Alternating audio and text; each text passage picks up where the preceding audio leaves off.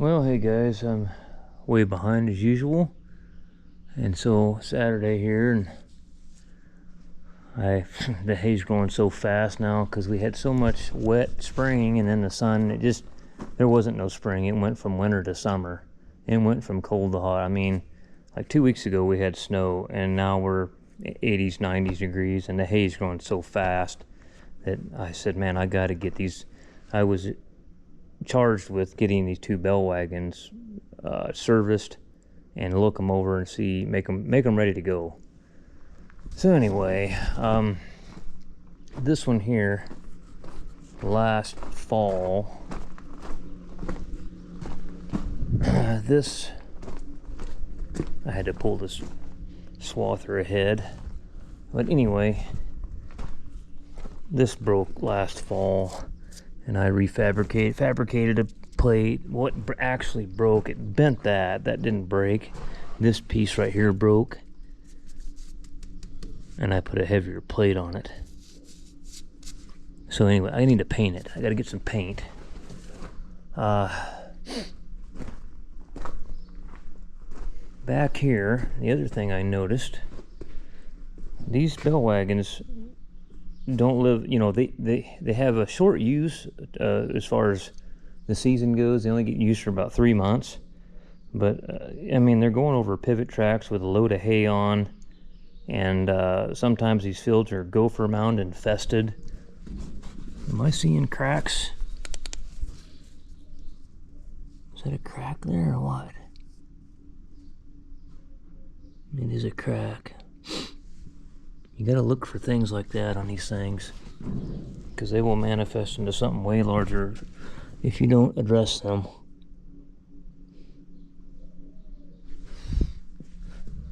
But over here with the whole load rack, pivots, I noticed this.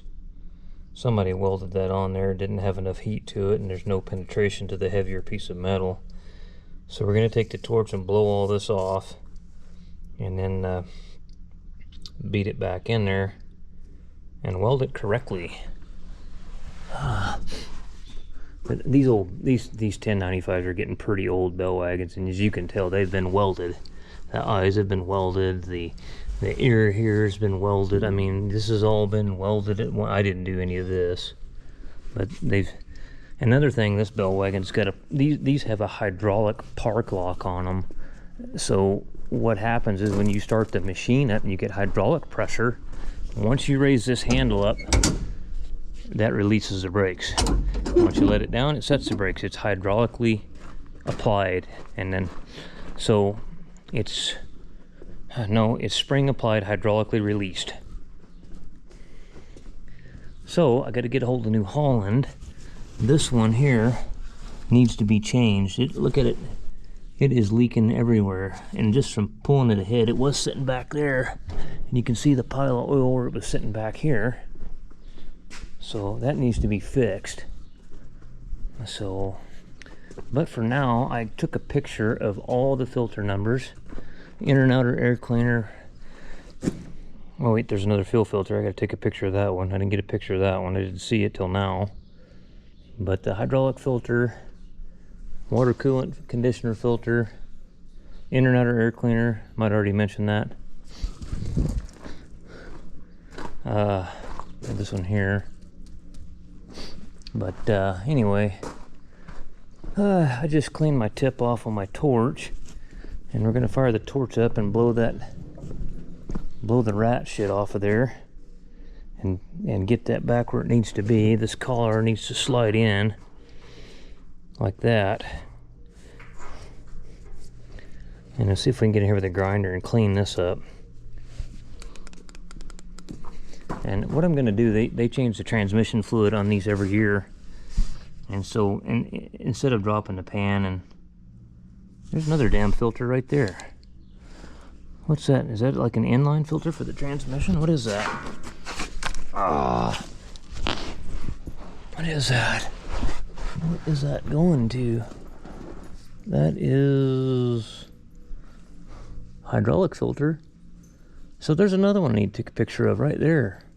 So while I'm under here, I don't want to climb under here. But on the transmission filter, these should have a 540 series Allison on these 1095s.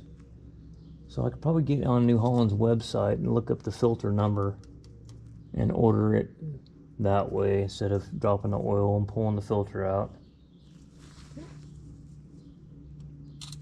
Okay. All right.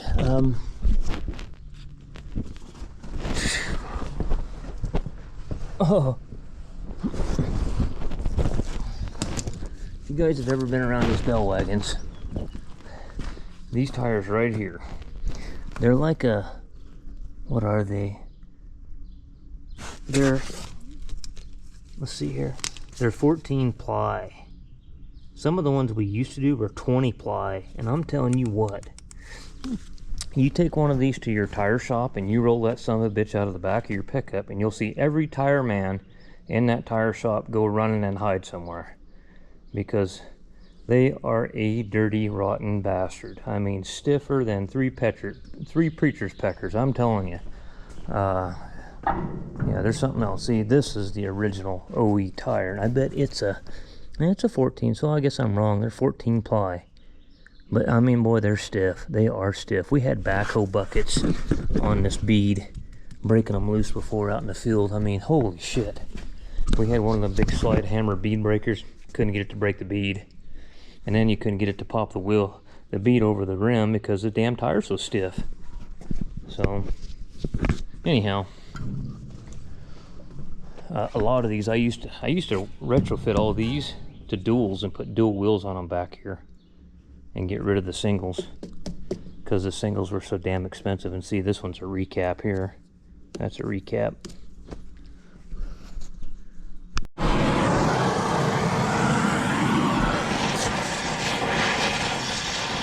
Burn the grease off of it.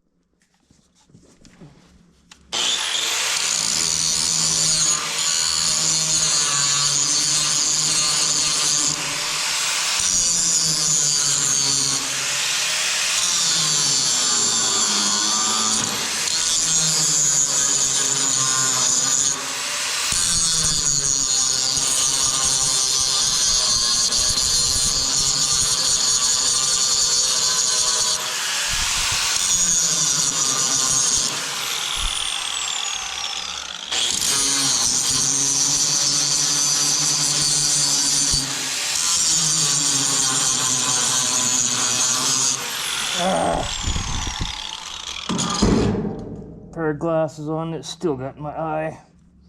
Okay, well, I'll put my helmet on.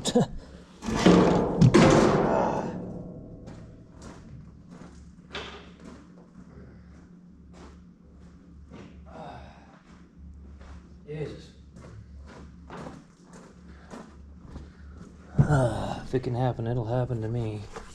Let's turn this on, grind, hold that.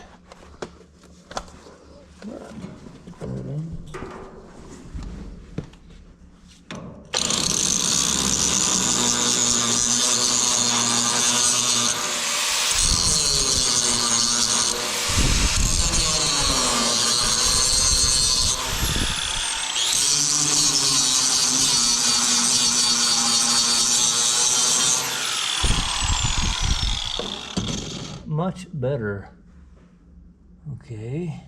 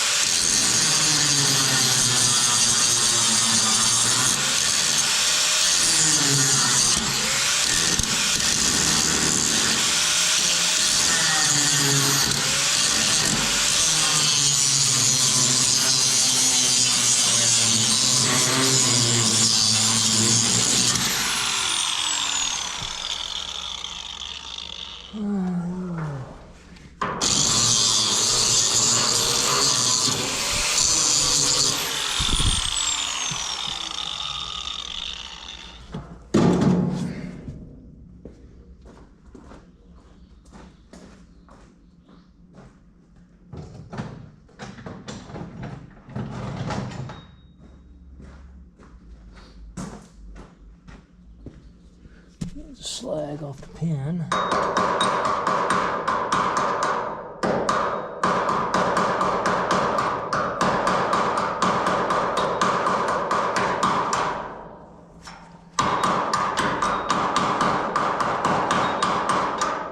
There it is. Okay.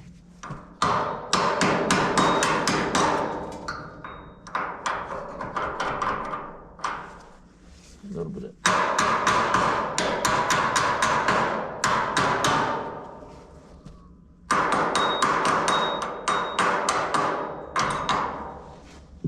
okay. Welder on there now. Pull the ground off on this battery before we start welding on it. The only computer on it is the computer for the load rack and all the functions here, the second table and all that stuff. And this, not this machine, but another 1095 is where I learned this lesson the hard way. Because everything worked before I welded on it, and after I got done welding on it, because I didn't unhook the battery, nothing would work on the computer. And we checked all the power supplies and everything to it. It fried it. So I pull the grounds off every time now.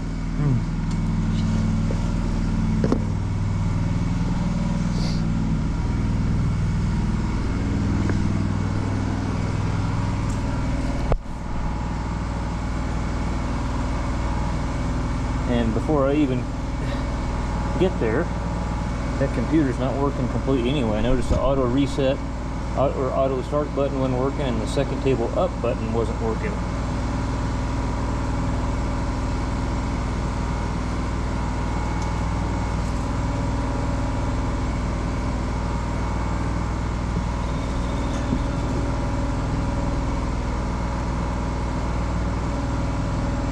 Okay, which way?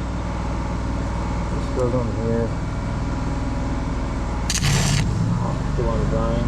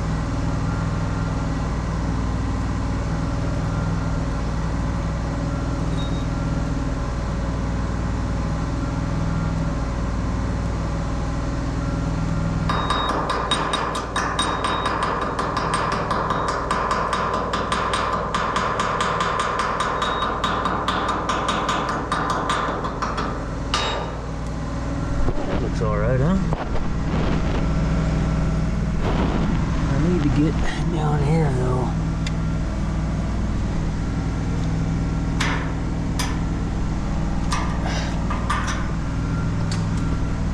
Clean that grease off of there and see if I can get the bottom a little bit.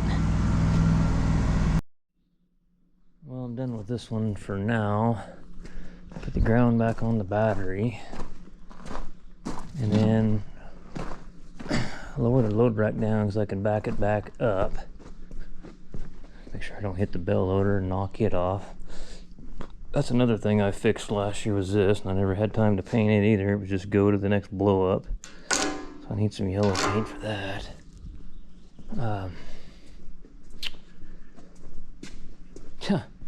What else did I welded a bunch of shit on this one last year too. Something up in here broke and I had to weld it all up. The thing you really got to look at on these bell wagons that are using mill stack bell loaders is you always want to really look at your leaf springs because they're always broke.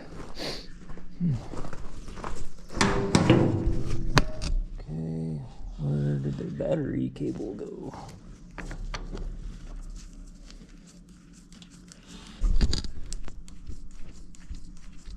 I gotta get a hold of the manager and tell him that the buttons in there are not working on the auto start. And I had to pull it out and send that off to Ag Express and have them fix that. They fix Ag Electronics and they're really, really good. Okay, so let's back this one up.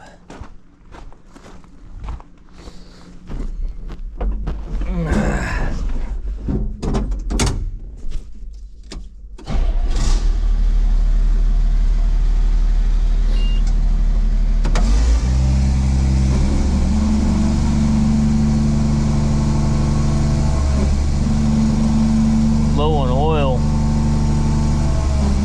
Yeah, low on hydraulic fluid.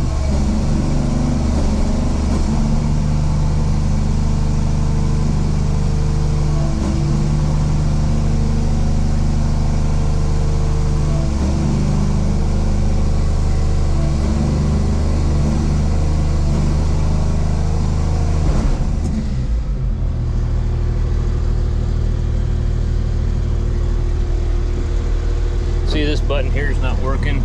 Should be able to push that. See, the down button's working, but no up button.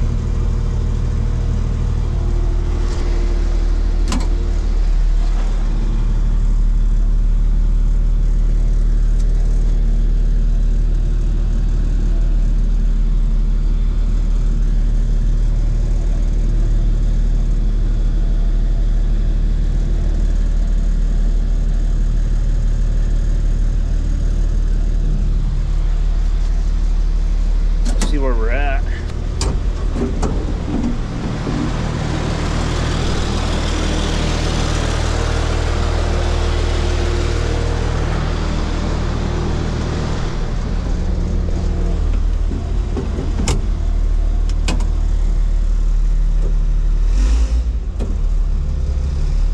That's probably far enough for now. The table came down finally.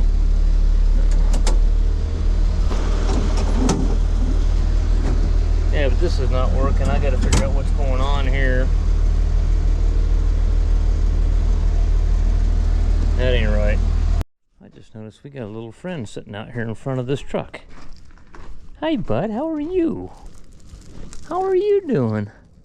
Hi, Bob. Hi. He's a good guy, huh? He's just a good guy. Yep. He's a good guy. A border collie.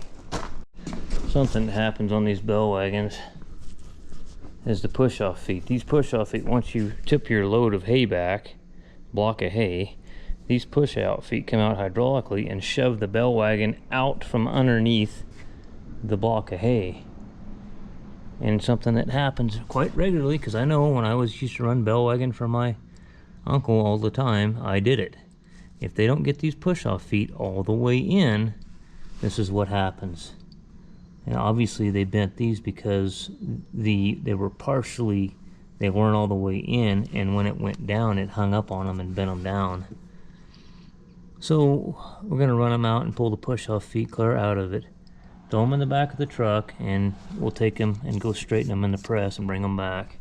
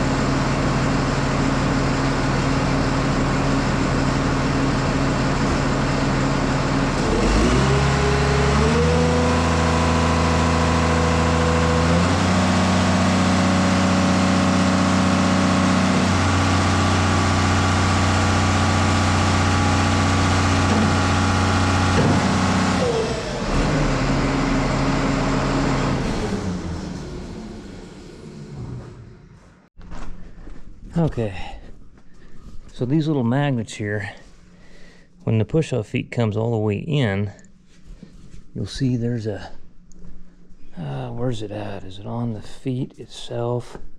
It's this right here, see? This comes up against the magnet and tells the computer that it's in. But that doesn't always work. So a good rule of thumb when you're running bale wagon is when you got your load rack down, this is your rolling rack. If your rolling rack will go up, that means your push-off feet are all the way in. I used to always make sure this went up, and when I seen it come up from the cab, then I could lower my load rack down.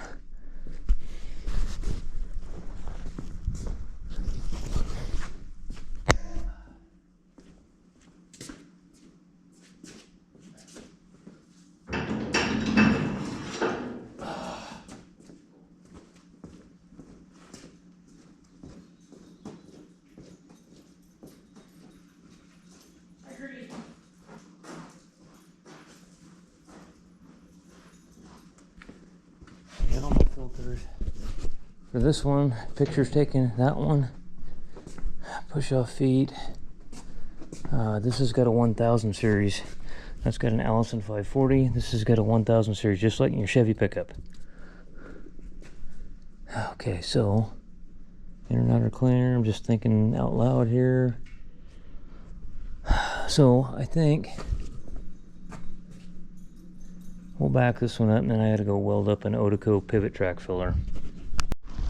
More this area out here they call the lower valley. It's just, man, it's just gorgeous out here.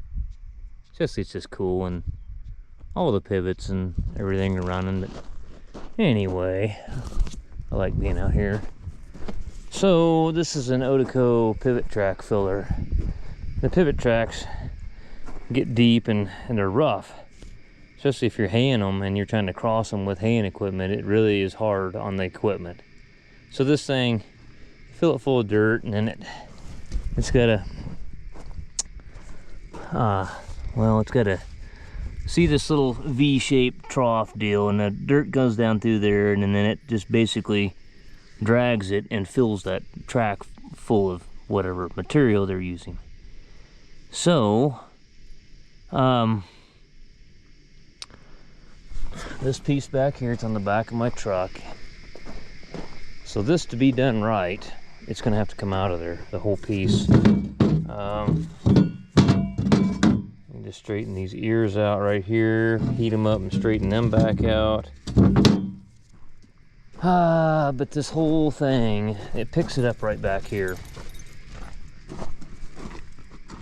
And it broke clear off, so what we're gonna have to do is somehow, gotta pull those pins on the front, and that's like 3/8 plate. That bastard's heavy.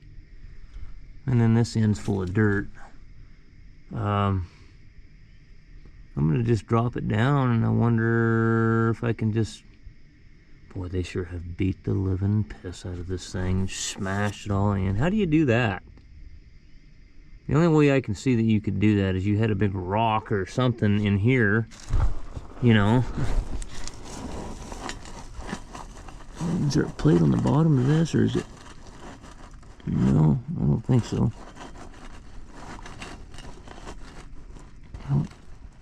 Maybe there is, I don't know. I don't know if I can let them pins down in the front and just pull the tractor ahead. I don't think it'll clear it, I don't think.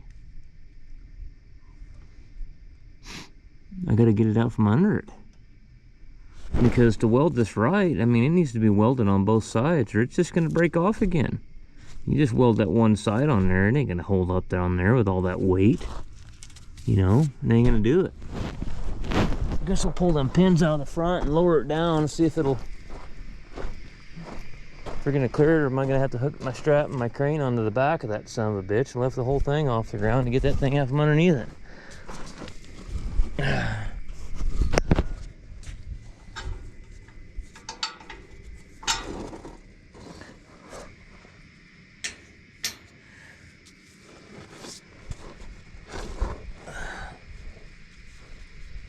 Now, I'll tell you what, I'll just get the other pin out too, and I'll get a hammer and a punch and just drive them out.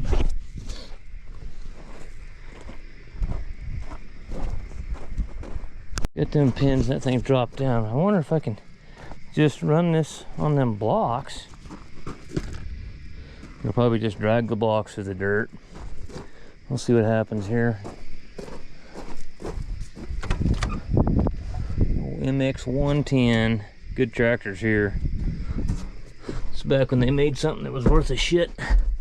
It's sauna in here.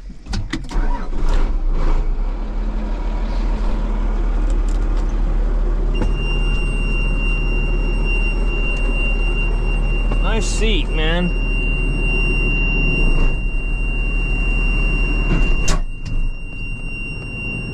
Okay, I got it on.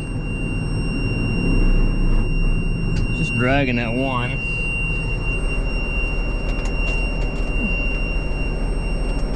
Get this thing in neutral.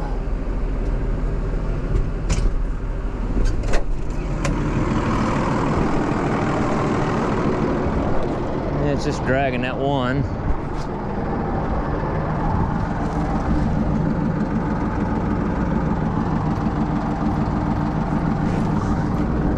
It might clear it like that though. You know what? I don't know. I don't think it's going to. I'll get this one to bite.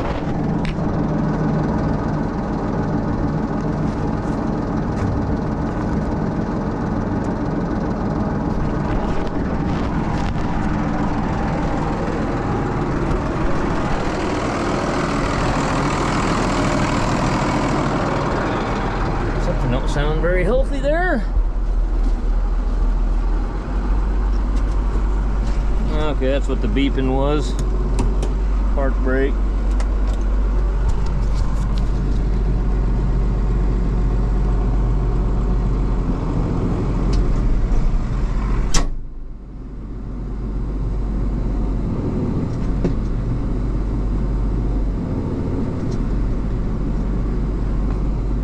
Go inspect it.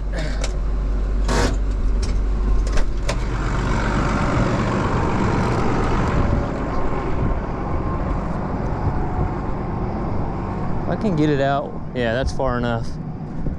Okay, that'll work. Okay, now I can weld both sides of it. All right.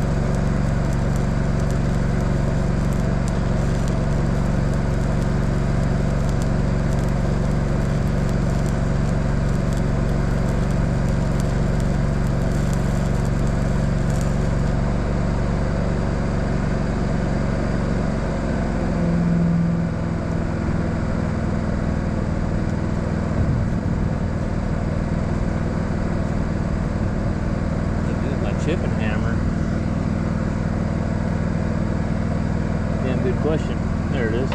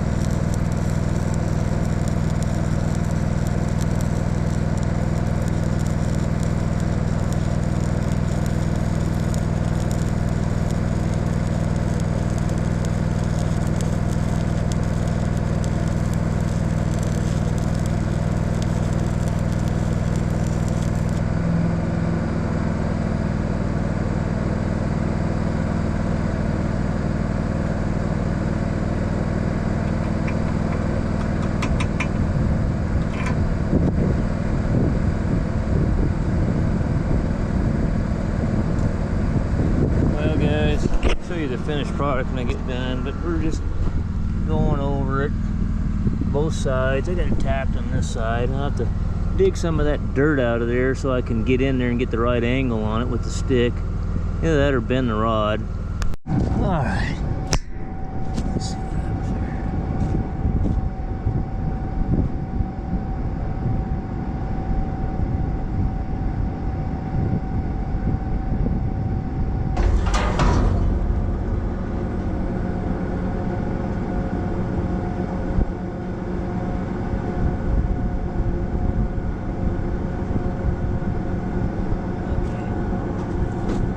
Well,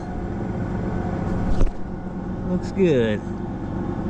If they tear that up, then they need driving lessons and they need to learn how to operate shit. Which I wouldn't be surprised. Look at the front of this thing. Look where they've torn that all up. It's hanging down there. How the hell do you do that?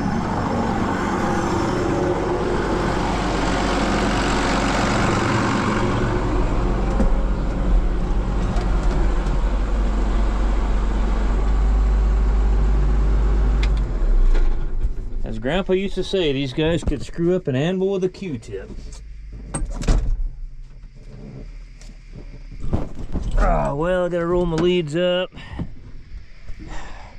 Got a cow hauler with a, what are those things? A T660 kennel. It's got an ISX CM2250 in it. And engine oil temp's too hot. More than likely the thermostat in the oil cooler's bad. It's stuck closed, or it's leaking around it. They're kind of notorious for leaking around them too. So and then you got to change the cooler, you know, which is the housing.